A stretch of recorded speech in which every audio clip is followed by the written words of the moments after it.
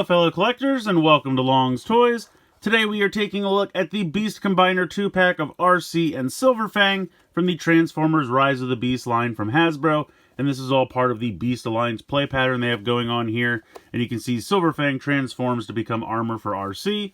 Looks pretty cool right here on the front of the packaging. Have this kind of open style of packaging here where everything's just kind of tied onto this card. Taking a look over here, we have some artwork of Arcee. Some more artwork of Arcee over here on this side.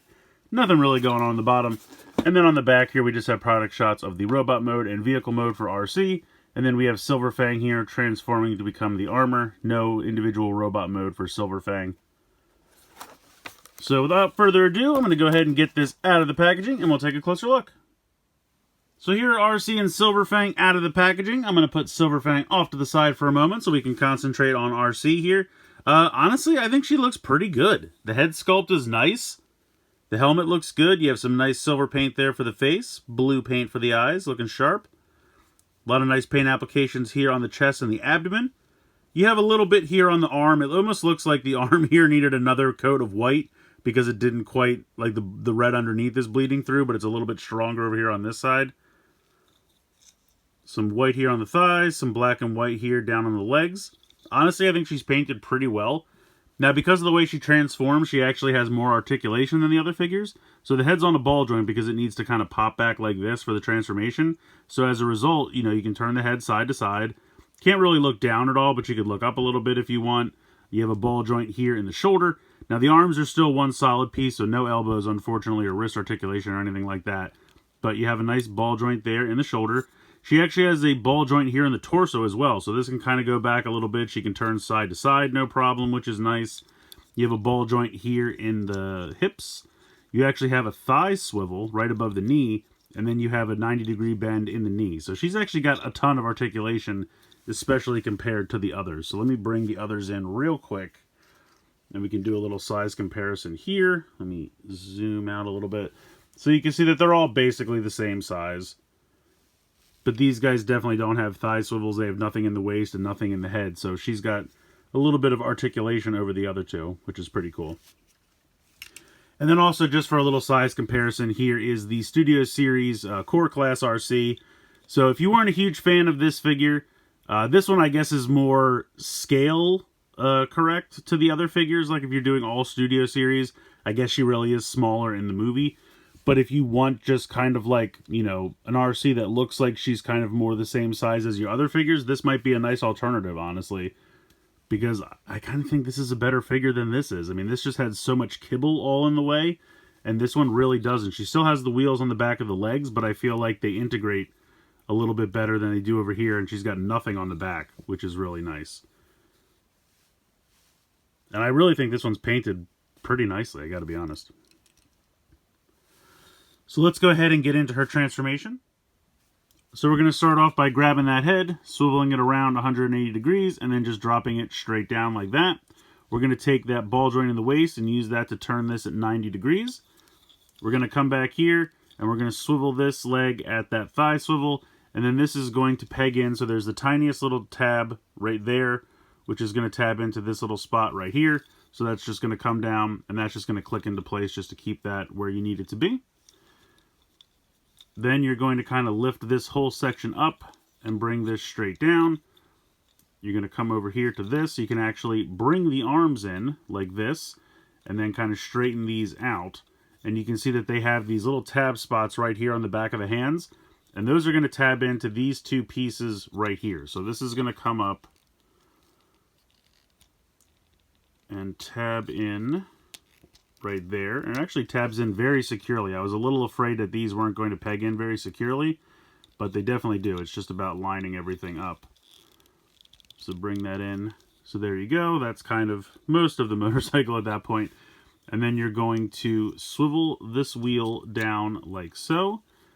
And then this is going to kind of come up, spin this around, and then collapse this down. And there's a tiny little tab right here, which is going to tab in right there.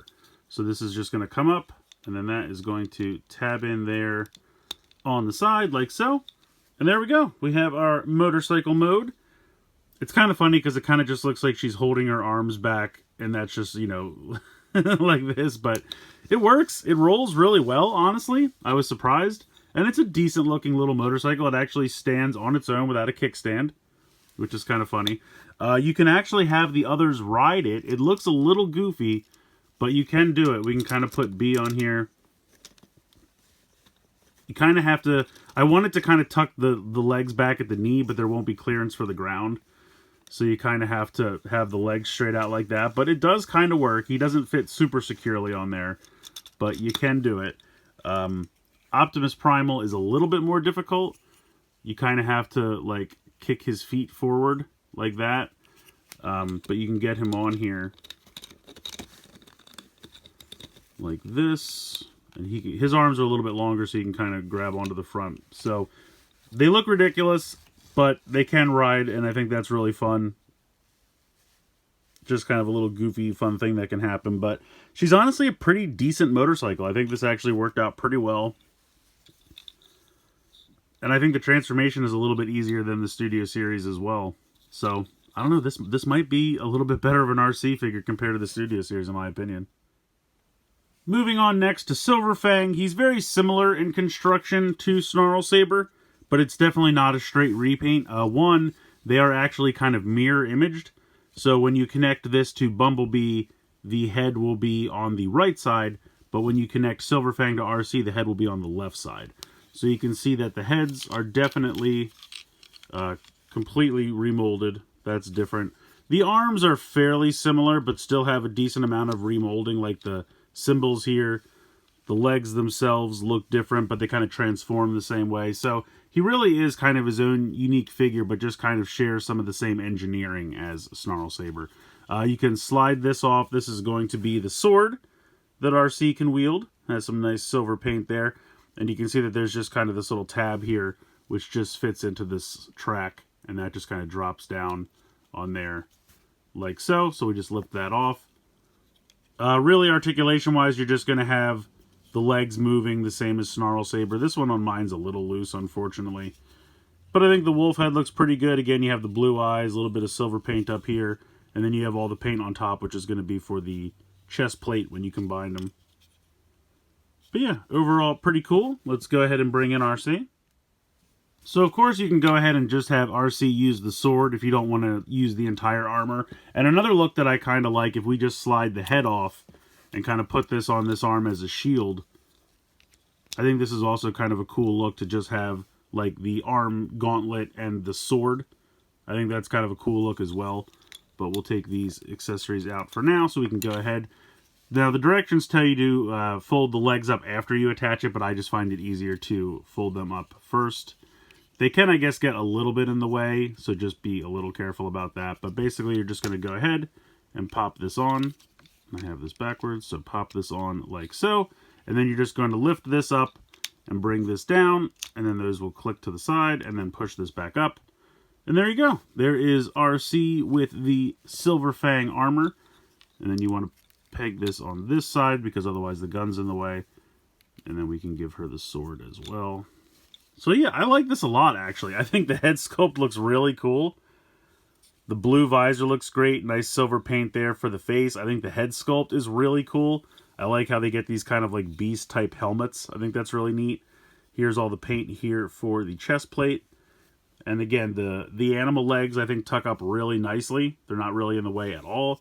You have the gun arm over here for the, like, shielding. And then you have the wolf head over here. I just think these are really cool. I like these a lot. I really like the look of this one. No real kibble at all because those feet fold up so nicely. And I really, really like the head sculpt there. I think that's really cool. So I think this really works. And I just wanted to show off quick that, of course, these are all compatible, so you can switch them around and make different combinations. Honestly, you could do the weapon of one with the arm guard of a different one, and then the armor of the third one, so you could really mix and match and make a bunch of different possibilities with these. I think this is a really great set. I like this Arcee figure a lot. I actually think it might beat out the Studio Series one for me. I know the Studio Series one is more scale accurate to how big she is in the movie, but I think when you're putting them all on the shelf together, I think this one's just going to look better, and I think it's a pretty great figure. I mean, nice articulation, nice paint applications. I think it looks really solid and doesn't really have a lot of back kibble, which is really nice. has the ability to combine with the armor. I think Silverfang looks great. Yes, it's definitely using a lot of the same engineering from Snarl Saber, but it is different. A lot of different molding. Like I said, it's kind of a mirror image because it faces to the left as opposed to the right. And it just is a really solid little figure here. I think these sets are a lot of fun, honestly. I really like these a lot.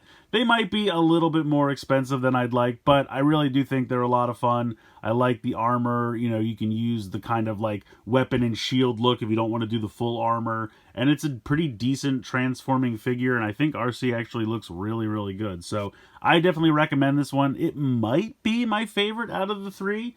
It's kind of a tough call, but it's definitely up there. So I like this one a lot. Definitely recommend checking it out. But let me know what you guys think in the comments below. Please like, share, and subscribe. Hope you guys enjoyed the video. And as always, thanks so much for watching.